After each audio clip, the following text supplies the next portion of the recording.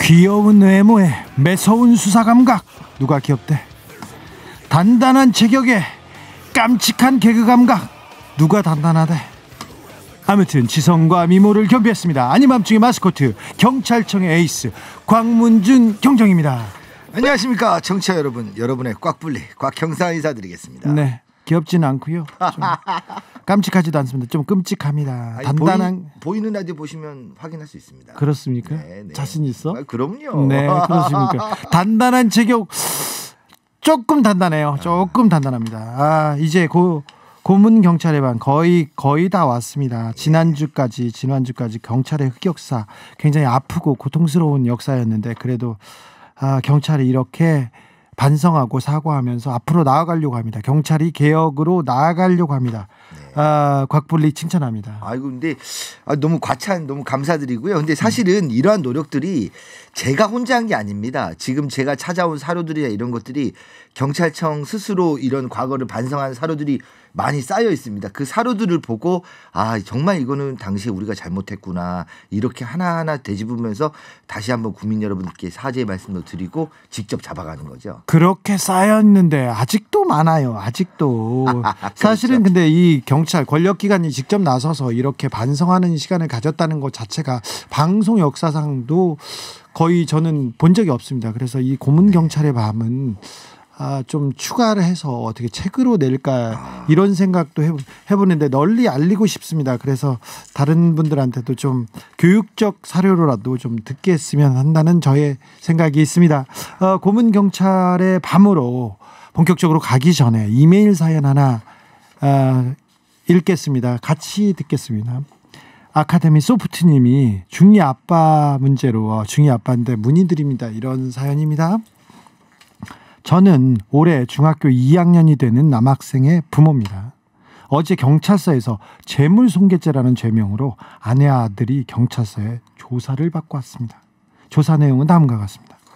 지난 2월 11일 제 아들이 친구 4명과 함께 놀다가 예전부터 알고 지내던 친구의 아파트 앞을 지나가다가 충동적으로 친구 집에 올라가서 그 친구 자전거에 콜라를 부은 겁니다. 친구 집에 올라가서 그 친구 집에 있는 자전거에 콜라를 부었군요. 이 잘못된 행동을 친구 부모님이 경찰서에 신고를 했어요. 경찰은 CCTV에서 엘리베이터에 콜라를 들고 있는 사진 한 장과 다른 사진 한 장을 아들에게 보여주면서 자전거에 콜라를 부었는지 확인했습니다. 조사 후 집사람이 경찰에게 들은 얘기는 재물손괴죄라는 혐의로 합의를 한다고 해도 4월에는 재판을 받아야 된다고 합니다. 아이고, 50평생 이렇게 앞이 깜깜한 경험은 처음입니다. 변호사에게 어떻게 도움을 받아야 될지, 부모로서 어떻게 이 일을 처리해야 될지 막막합니다. 꽉불리. 예, 이 사연에 대해서 제가 저의 그 모든 노하우를 말씀을 드리면, 우선 이제 두 가지로 나눠야 됩니다. 기왕에 사연을 보내셨던 우리 아카데미 소프트님을 위한 조언도 해드리고, 혹시 이 방송을 들을지 모르는 이 자전거 주인 피해자를 위한 코멘트도 잠깐 드리도록 하겠습니다. 네. 먼저 네, 일단 사실관계를 아버지가 좀 더 파악해야 될 것 같아요. 그런 부분 있죠. 역시 우리 주 기자님 날카로우신데요.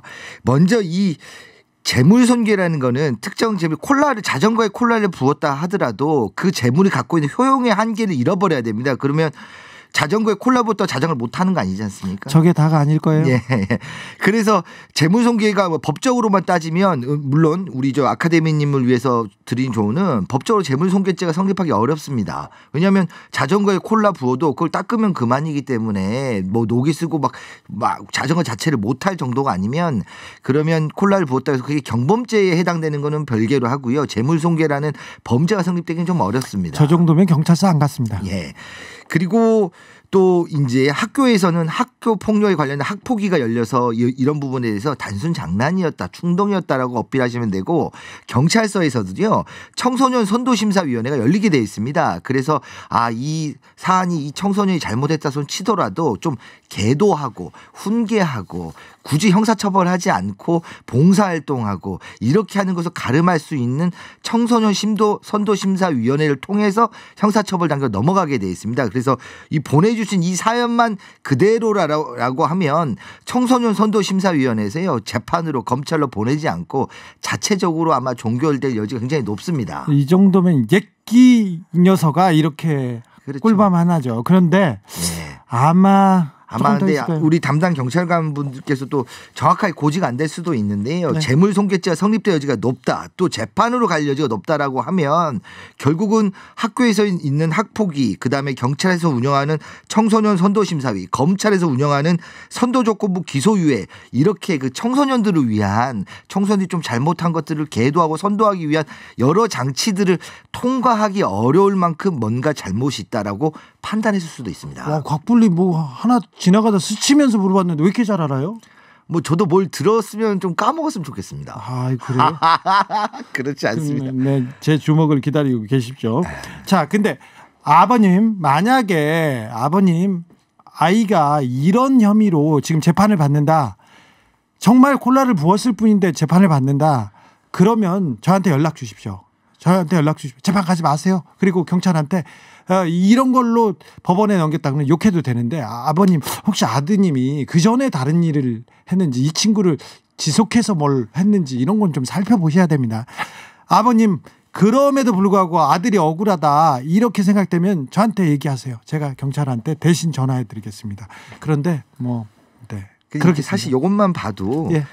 그 자전거가 그 집 앞에 있는 동호수를 정확하게 알고 그 친구의 자전거를 집에 알고 들어갔을 가능성이 있어요. 그러면 그 정도로 친한 친구면 사실 콜라 부었다고 부모까지 나서가지고 경찰에 신고하지는 않죠. 네, 뭐가 좀 다른 게 더 있을 것 같은데 조금 걱정이 되기도 합니다. 아들을 정확하게 파악하지 못했을 수도 있어요. 네. 저도 아버지가 저 중학교 2학년 때 저를 파악했으면 저는 뭐 감금됐죠. 감금됐는데 그런데 그럴 수 있습니다. 근데 이번 기회에 아들을 좀 알아가고, 그리고 아들이 친구들과 어떤 관계인지, 혹시 돈 뺏기고 다니는 건 아닌지, 아니면 돈을 뺏기고 다니지는 않는지, 이런 부분도 조금 살펴보셔야 됩니다. 이게 중요한 기회입니다. 그렇죠. 또는 실제로 이 사연이 그대로 팩트일 수도 있으니까요. 그럼, 그런 경우에는 청소년 선도심사위나 학교피에서 분명히 이야기를 하실 필요가 있다. 그때는 저한테 얘기하시면 제가 경찰한테 대신 얘기해 드릴게요. 네. 구은파님, 주기자님, 최소한 거짓말은 하지 말아주세요. 스쳐도 선물 안 줍니다. 사연이나 글이 소개된 분만 선물 준다고 꼭 이야기해 주세요. 아니요, 그러니까 소개된 사람이 스친 거예요. 왜 그래요? 너무 그러지 마세요. 소개된 분만 줘요. 지금 스치신 거예요, 은파님. 선물 갑니다. 아셨죠? 네. 오늘따라 우리 주 기자님 되게 귀엽게 말씀하시는데, 어디서 이제 우리 시청자 청취자분들 댓글 많이 주세요. 저하고 주 기자님은 케미가 잘 어울린다. 둘이 사귀느냐. 무슨 말도 안 되는 소리라고. 저는 엄연히 저 결혼도 하고 아기도 있고 그렇습니다. 예, 무슨. 자, 이제 다시 이메일 사연 하나만 더 읽을까요? 서울에 있는 대형 호텔 서울 직원입니다. 직원인데요. 코로나 확진됐는데 회사에서 고객에게 알리지 않고 영업 중입니다. 아이고. 기사도 없고 직장 폐쇄도 없습니다. 공론화 시켜주세요. 익명 지켜주세요. 그런데 저희가 상황 파악을 해보겠습니다. 오늘 나 이 호텔 가서 밥 먹었는데 약속 있었는데 우리 청취자들 굉장히 고급 정보입니다. 가겠습니다. 네. 정치자분 한 분께서 전두환 시대로 넘어가다가 끝났나요? 이렇게 문자 주셨는데, 저희가 노태우 시대를 열고 고문경찰의 밤이 끝났습니다. 네. 자, 곽경정. 그렇죠. 갑니다. 이게 이제 87년 그 6월 항쟁을 설명을 드리기 위해서 경찰의 큰 잘못, 박종철 열사 고문치사 사건, 그리고 여기서 멈추는 게 아닙니다. 그리고 그 다음에 6월 9일, 그러니까 박종철 열사 고문치사로 인해서 폭발된 민중의 그런 열기가 계속 집회시 이어졌단 말이에요. 그럴 때 또 하나의 사건이 터집니다. 바로 이한열 열사 사망 사건이 터집니다. 집회 시위에서 이제 항쟁 중에 돌아가셨는데 최루탄을 맞아서 돌아가셨습니다. 최루탄이 직격해서 시위 현장에서 쓰러졌고 옮기다가 병원으로 가다가 돌아가셨죠. 네, 물론 이때 같이 집회 시위에 동원됐던 우리 경찰 의무 경찰 중에서도요, 박동진 일경도 집회 시위 도중에 그 맞아서 죽는 일도 있었고, 교통사고로 치위대가 차량을 뺏어가지고 그 차에 치여 숨지는 사건도 있었는데요. 좀 더 불행한 역사입니다. 어쨌든 이 사건은 경찰에 있어서는 정말로 잘못하고 뼈아프게 잘못한 일입니다. 많이 알려지진 않았는데, 이때 당시에 전두환 신군부가 그 군 병력을 투입하기로 결정을 사실상 내렸습니다. 이 내용은 어디서 확인이 되냐? 2013년에 이르러서야 당시의 경찰청장이던 치안본부장이었는데요. 고 권복경 치안본부장이 인터뷰를 해서 밝혀졌습니다. 아, 네. 예, 그러니까 87년 6월 지금 6월 이야기를 하는 겁니다. 시위대가 막 그 부산에서 특히 부산이 민주화의 성지지 않습니까? 광주와 더불어 부산에서 시위대가 격해지니 전두환 신군부가 부산의 군 병력 투입을 사실상 결정을 짓고 있었다. 그래서 나를 불러가지고 궁정동 안가 왜 안기부에서 쓰던 우리 저 박정희 때 썼던 그 안가 있지 않습니까? 그걸 전두환도 그대로 쓰고 있었어요. 전두환 신군부가 불러서 가봤더니 군병력 투입을 결정하고 있어서 그 경찰력으로 막을 수 있다. 여기서 군병력 투입되면 또 나라가 난리가 난다 해서 본인이 경찰청장으로서 이걸 좀 막기 위해서 노력을 했었다라는 이런 인터뷰를 합니다. 예. 참 가슴 아픈 거죠. 그렇게 정신을 못 차려 또 군병력도 투입하기로 했다고 하니. 그리고 당시에 6월 15일에는 또 뭐가 있었냐면 명동성당의 시위대가 이제 학생 시위대들이 명동성당을 점거했다라는 게 아니라 명동성당 피신했죠. 네, 뭐 그 경찰의 공권력에 피해서 네. 학생하고 시민 운동가들이 명동성당에 피신했죠. 그때 문을 열어준 사람이 그 분이 함생우 씨입니다. 아, 그렇죠. 그때도 전두환 신군부가 명동성당도 경찰이 들어가서 진압을 해라. 그렇지만 그때 김수환 주기경이 나서죠. 예. 나를 밟고 가라. 그렇죠. 그러면서 뒤로 갔는데 그때 나를 밟고 가라고 맨 앞으로 김수환 주기경을 민 분이 있는데요. 그분이 함생우 씨입니다. 어쨌든 이 전두환 신군부의 이런 무리한 요구에 대해서 뭐 여러 가지 사회적 평가도 있지만 그런 이 민주화의 열기를 이기지 못하고 결국 87년 6월 29일 날 대통령 직선제 당시에 또 고 김대중 대통령의 사면 복권에 관련된 것들을 하는 6.29 선언을 하게 됩니다. 6.29 선언. 그러니까 네. 들불처럼 그 타올랐던 시민들의 함성, 학생들의 함성이 결국 6.29 선언을 이끌어냅니다. 그래서 김대중 대통령이 그때 같은 그 연금에서 풀려 나왔고요. 그 다음에 대통령 직선제 여러 얘기가 나왔는데 그래서 나왔는데 그래도 그의 그렇죠. 노태우 그 부분은 사실 제가 역사관이 아니기 때문에 네. 87년 12월이었는데 그때 네. 대선에 이제 야당의 후보들 단일화 뭐 실패했다. 당시에 YSDJ 뭐 이런 이야기들이 있는데 그 부분 생략을 하고 네. 그리고는 그 노태우 정권이 네. 들어섭니다. 노태우 정권이 들어서자마자 아니 민주화 운동을 위해서 피를 그렇게 흘렸는데 그런데 결국은 노태우 정권이 다시 들어왔어요. 군부 정권이 다시 들어왔어요. 그래서 세상은 다시 들끓기 시작합니다. 그렇죠. 학생들은 공부를 할 수 없다면서 거리로 뛰쳐나가기 시작합니다. 예. 그랬더니 경찰이 나옵니다. 경찰이 이제 노태우 정권에서는 사실 정권의 정당성을 많이 얻질 못해요. 당시에 노태우 정권에서 얻었던 득표수가 30% 정도밖에 안 됩니다. 네. 그렇게 해가지고 대통령이 당선이 됐기 때문에 여러 이제 또 당시에 여소야대 구조였고요. 그 상태에서 공교롭게도 노태우 정권이 들어서면서 있었던 일련의 조치들이 오히려 어떻게 생각하면 이상하지만 경찰이 발전해서 하나의 계기가 되는 것들이 좀 있습니다. 어떤 건데요? 예컨대 이 민주화 항쟁으로 해서 경찰의 대공수사 파트가 사실상 죽게 되는 겁니다. 그간에 우리가 고문의 밤이지 않습니까? 경찰이 고문해서 민주화 열사들을 그렇게 진보 진영에 있는 사람들을 또 이렇게 이제 이런 합당한 민주적 절차적 정당성 원했던 사람들을 막 고문해서 빨갱이로 몰고 이랬던 천병이었던 대공문실이 사실상 힘을 잃게 되는 거죠. 힘을 잃으면요. 네. 그런 업무는 누가 하게 됩니까? 그런 업무가 참 경찰이 힘을 잃고 안기부가 힘을 잃었는데 아이러니하게도 이때 또 등장한 게 대검 공안부입니다. 공안부요. 네. 검찰에서 이제 그전에는 검찰도 이제 뭐 경찰 수뇌부처럼 검찰도 군부 정권, 독재 정권에 부역했던 분들도 부역했던 사람도 있었는데 전면에 나서지는 않았어요. 적어도. 근데 이때부터 노태우 정권 때부터 갑자기 검찰이 전면에 나서기 시작합니다. 네. 본인들이 직접 수사를 해서 대공 용공 조작하고 이런 사건들이 속출하게 되는 계기가 된 것도 이 시기입니다. 정권한테 잘 보이기 위해서 경찰을 물리치고 검찰이 앞서 달리기 시작했다. 이렇게 봐도 되죠? 예. 네.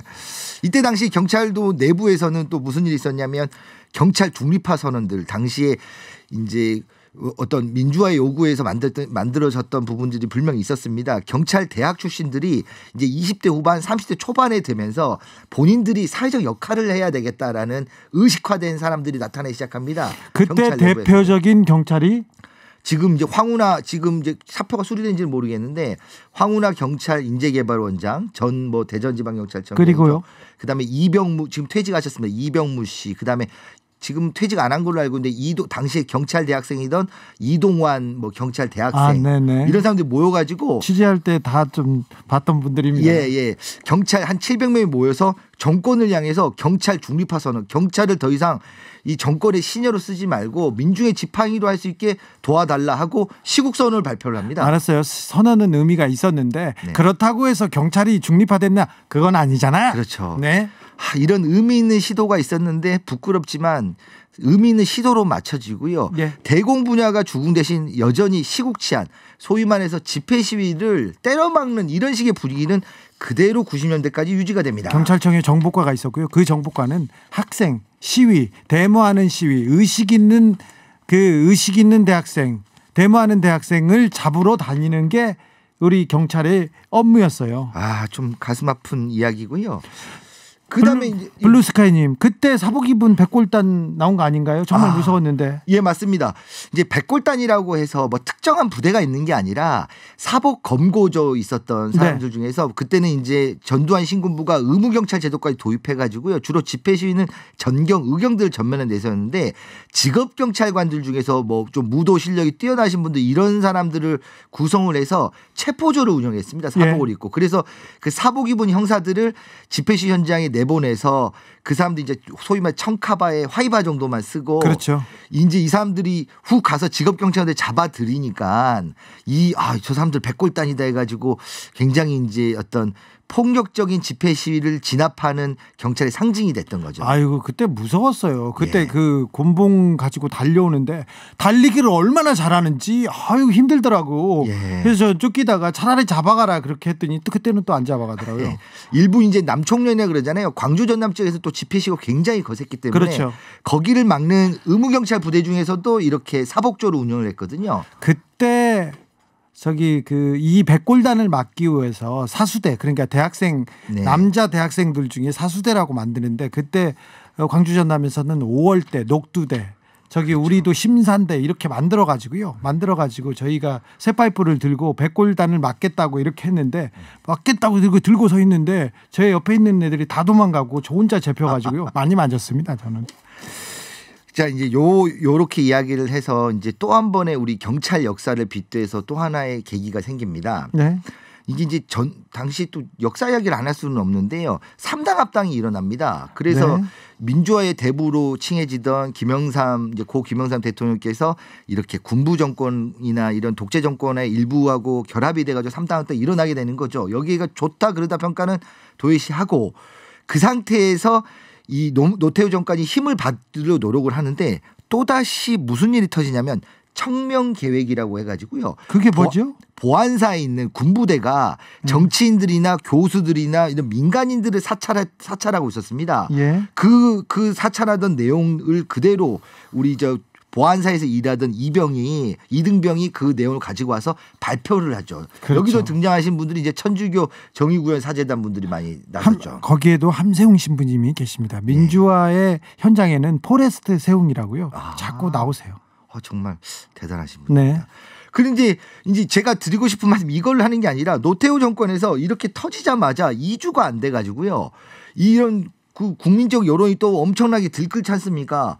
그럴 때 등장하는 게 바로 범죄와의 전쟁입니다. 범죄와의 전쟁. 이게 말은 좋아요. 말은 좋은데 범죄와의 전쟁이 박정희 대통령이 정권을 잡았을 때도 범죄와의 전쟁이 있었어요. 그래서 그때 정치 깡패들 막 때려잡고 그러니까 국민들이 또 진보적인 사람들이 다 박수쳤어요. 그렇죠. 시대 청소한다 이렇게 좋아했었어요. 근데 이때 범죄의 전쟁도 깡패를 잡는 전쟁인데 이거는 또 이게 눈가림용이에요. 그렇죠. 이 민주화의 열기 그다음에 또 그때 시국이 좀 어수선했을 거예요. 50 때도 있었습니다. 삼천교육대. 네. 이것도 역시 이 범죄의 전쟁과 비슷하고 조폭들 다 잡아들인다는 그렇죠. 그러면서 조폭을 잡으면 다 잘했다고 하니까 조폭을 잡으면서 하면서 이렇게 자기의 정권에 있는 정권으로 오는 비판을 약간 돌려놓는 예. 그런 모습을 했었는데 범죄와의 전쟁 때 경찰이 또 열심히 했죠. 예. 90년 10월 13일 그러니까 아까 말한 보안사 청명계획 발표하고 직후에 대통령 노태우 대통령이 직접 나와서 담화문을 발표하고요. 범죄의 전쟁을 선포를 합니다. 네. 90년 10월 13일입니다. 네. 이때부터 이제 여러 범죄자들 악질적 범죄자를 잡기 위해서 혈안이 되는데 아이러니한 거는 그 앞서서 박정희와 전두환 때는 이런 삼천교육 때나 또 정치깡패 잠단 명목만 그치는 경우가 많았는데 이 범죄와의 전쟁 때는 실제로 범죄자를 소탕하고 범죄자를 검거하는 기술과 그런 이 과학 수사력 이런 것들이 태동을 하게 됩니다. 이 범죄의 전쟁의 전폭적인 지지를 통해서요. 예. 그게 좀 약간 아이러니한 부분도 있죠. 그렇습니다. 네. 자, 시간을 달려서 예. 90. 근데 이거 이제 노래 하나 들으면 안 돼요. 범죄의 전쟁 왜 너무 힘들어요. 저랑 닮았던 하정우 씨 있지 않습니까? 누구랑 닮아? 풍문으로 들었어 노래도 있고. 아, 그래요? 예. 네. 아니 이병헌 닮았다다 갑자기 하정우 닮았답니다. 범죄와의 전쟁 이면에서는 또 학생 시위를 막기 위해서 백골단이 활개를 칩니다. 시위 진압 막는 게 경찰의 가장 큰 목적이었습니다. 주된 임무이기도 했고요. 그러다가 91년도에 강경대 열사가 네. 백골단의 무차별한 진압 때문에 숨집니다. 그러면서 92년이 옵니다. 92년이. 이제 요때 당시에 이제 그 경찰의 대공분실이 사실상 사라지다시피 할 때 또 등장하는 게 이때 당시에 이제 연속으로 해가지고 강경대 열사 사망 사건 이후에요. 운동권의 학생들이 약간 분신 자살하기 시작을 했습니다. 그렇죠. 네. 네. 분신 자살에서 연쇄적으로 분신 자살하기 시작을 했는데 이때 당시 마지막에 고 김진설 씨가 분신을 하니까 예. 이 연속돼서 운동권 학생들이 분신 자살을 한 게 민주화를 요구를 하면서 분신 자살을 했었는데 뒤에서 사실상 사주한 사람이 있다 해가지고 대검 공안부에서 대검인지 제가 모르겠는데 검찰 쪽에서 직접 사건을 수사한 게 바로 강기훈 유서 대피 사건입니다. 기억하실 수 있을지 모르는데 학생이 이 땅의 민주화와 그리고 먼저 쓰러져간 동료들을 기리다가 자살했습니다. 그런데 자살했는데 옆에서 유서를 대신 써줬다는 거야. 예. 그렇게 하면서 이 사람의 그러니까 부추겼다. 이 사람을 죽게 부추겼고 죽음조차도 혁명의 도구로 쓰고 있다. 예. 어디서 들어봤지 않습니까? 권인숙 선생님. 네. 여성의 성조차도 혁명의 도구로 쓰고 있다. 이 얘기를 언론과 검찰이 하기 시작합니다. 검찰에서 얘기하자마자 언론에서 대서특필합니다. 대서특필하면서 조선일보를 비롯해서 이제 반발하고 반격에 나서죠. 예. 고 강기훈 씨 유서 대피 조작 사건은요.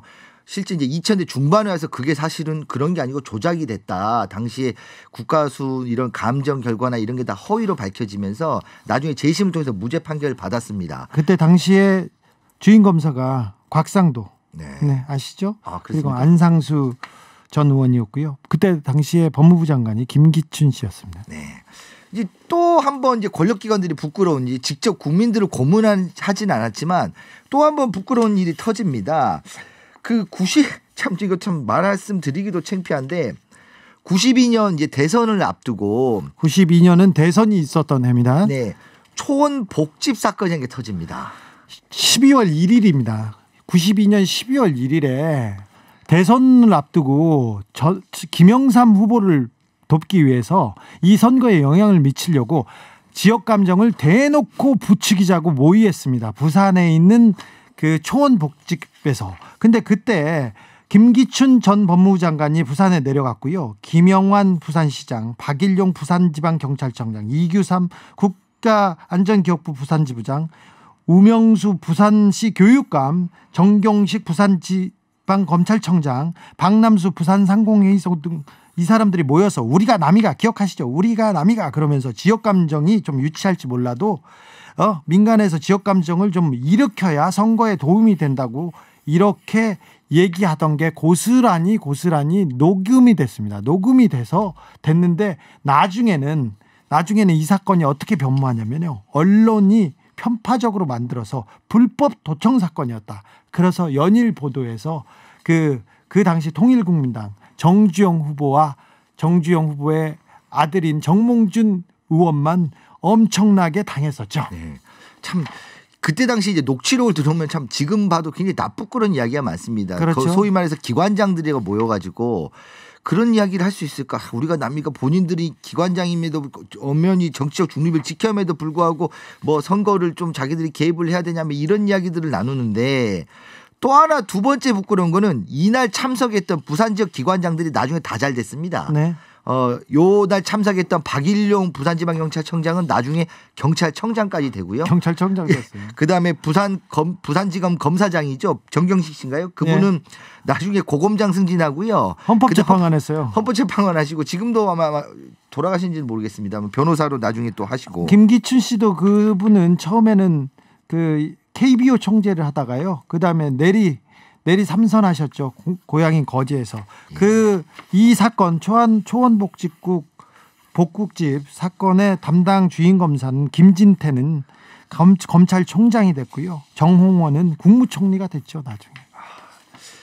이제 90년대로 돌아오면 이제 이런 것들 중에서 좀 격동의 세월이기 때문에 그전에는요. 제가 지금 말씀드린 되게 자신감 있게 말씀을 드릴 수 있었어요. 왜냐하면 그렇게 집회 시위나 이런 민주화 열사들이 투쟁하는 대상이 절대 악으로 봐도 무방할 정도의 이런 일제 부역했던 사람들 또는 독재 정권, 군부 정권 이런 사람들이었거든요. 근데 90년대 중반에 넘으면 민주화의 대부로 일컫던 뭐 물론 3당 합당이라는 부분이 있지만 김영삼 대통령 그다음에 김대중 대통령 이런 분들이 등장하면서 사실 기득권, 노동운동계 그다음에 민주화운동계 이런 저 좀 헷갈리더라고요. 이분들이 누구 이야기가 맞는지 안 맞는지. 그런데 우리 단순히 경찰의 입장만 따지면 당시의 과오를 반성할 부분들은 당시 격동의 90년대 집회 시위가 무지무지 많았습니다. 90년대 중반에도 집회 시위는 줄어들지 않았습니다. 네. 사회가 나아지지 않았거든요. 민주화도 더뎠고요. 국민들이 함성을 지르고 바뀌어야 된다고 얘기를 했는데 촛불을 들었는데 정치권이 안 바뀐 거예요. 정치권에서 받아주지 않았어요. 그 대신 받아주지 않는 대신 경찰이 나왔죠. 네. 그래서 그 당시 집회 시 정말 많았죠. 예, 집회 시가 어마어마하게 많아가지고요. 이렇게 특정한 이슈가 터지면 그 이슈에 관련돼 가지고 뭐 96년 연대 사태 뭐 이런 거 이슈에 관련돼서 집회 시위가 3천 건씩 됩니다. 월간 3천 건씩 되고 월간 3천 건요? 연 인원 100만 명씩 집회에 참여를 합니다. 그때 왜 그렇게 대학생들이 시민들이 거리에 나올 수밖에 없었냐면요. 언론이 네. 다 전두환 노태우 김영삼 편이었거든. 언론이 여당 편이었고 제대로 말을 안 들어줬어요. 진실을 보도하지 않았어. 그래서 시민들이 학생들이 외친 거예요. 네. 바깥에 나가서 어쩔 수 없이. 근데 노태우 정권까지는 저도 사실 그 시절을 살지 않았지만 이해가 좀 되던데 이건 사실 제가 또 역사 공부 좀 더 해야 될 것 같습니다. 그 문민정부로 넘어오면요. 대통령만 김영삼이 됐지. 네. 노태우 전두환 사람들이 그대로 했어요. 근데 어찌 하나회 보면 숙청이나 뭐 이렇게 금융실명제 같이 막 하나회 숙청은 했죠. 네. 하나회 숙청은 했는데 다른 부분은 그 사람들이 그대로 했습니다. 네. 친일파들이 군부파가 됐고 예. 그 이후에 독재 정권파가 됐다가 그 사람들이 그대로 했습니다. 그 사람들은 지금도 그대로 있어요. 네. 아무튼 이제 그 시절을 살지 않았던 저로서는 좀 헷갈린 부분 좀 더 공부를 했다는 생각을 좀 들긴 하고요. 그때 96년도 정말 그 학생들이 울부짖을 때 그렇죠. 경찰이 어떻게 막았는지 경찰이 나아졌다고요? 나는 그건 못 믿겠네. 여기서 뭐 하나 듣고 갈까요? 오늘 새벽 5시 경찰 병력이 속속 투입되면서 긴장감이 감돌기 시작했습니다. 헬리콥터를 탄 경찰 특공대 50여 명이 옥상에 진입하면서 학생들의 저항은 힘을 잃기 시작했습니다. 결국 학생들은 흰옷을 흔들며 투항 의사를 표시했고 경찰은 종합관과 문과대 건물 전체를 장악했습니다. 그러나 이과대 건물의 상황은 그렇게 만만치 않았습니다. 경찰은 연희동 일대에 긴급 포위망을 펴고 주택가 골목길에서 학생들과 숨바꼭질을 벌인 끝에 1000여 명을 붙잡았지만 나머지 1000여 명은 믿기지 않는 탈출에 성공했습니다. 6시간 동안 계속된 오늘 진압작전에는 무려 2만여 명의 경찰 병력이 투입됐고 12대의 헬리콥터 그리고 50여 대의 소방차와 구급차가 동원됐습니다. MBC 뉴스 박성재입니다. 이게 1996년도 년이죠. 연세대 사태의 때였답니다. 경찰의 과잉 진압으로 그때 노수석 열사가 사망했습니다. 저희 작가분이 그때 저기에 계셨다고 합니다. 그 전날 저도 저기에 있었습니다. 아 그렇습니까? 네. 이제 아무튼 저는 이 가치 판단은 좀 유벌하겠습니다. 아직 공부를 더 해야 될 것 같습니다. 네. 근데 어쨌든 당시에 시국이 굉장히 혼란스럽고 경찰이 강경 진압을 했고 그런 부분에서 인권 침해에 있던 부분들은 뭐 한번 짚고 사과를 하고 드리고 넘어가야 될 부분은 맞고요. 네. 예. 네. 그런 기조가 언제까지 이어지냐면 이제 곧바로 IMF 이후에 또 다시 IMF 이후에 DJ 이제 국민의 정부가 들어서면서 99년에 경찰이 무체류탄 원칙을 발표를 합니다. 그때부터는 체류탄 쏘지 않겠다고 했어요. 네. 제가 96년 저 때 그 전날은 아니었을 거예요. 근데 그때 연세대에 갔던 일이 너무 식은땀이 나네요. 네. 굉장히 무서웠어요. 그때 경찰 정말 매섭게 다가왔고요. 그냥 뭐 곤봉을 너무 휘둘렀어요. 근데 남자 학생들 쇠파이프를 들고 있는 학생들한테는 그럴 수 있어요. 그럴 수 있다고 보는데 여학생들한테도 무차별로 이렇게 몽둥이를 휘두르던 그게 너무 좀 아픔으로 남아 있습니다. 그렇죠. 99년에 이제 사실상 국민의 정부가 들어서면서부터 경찰이 제대로 바로 설 수 있는 계기가 진짜로 만들어지게 됩니다. 이런 이야기를 하면서 이제 우리 모두에도 경찰 중지화 선언 같은 것도 말씀을 드렸지만 88년도 1월에 있었던 경찰이 뭐 했냐?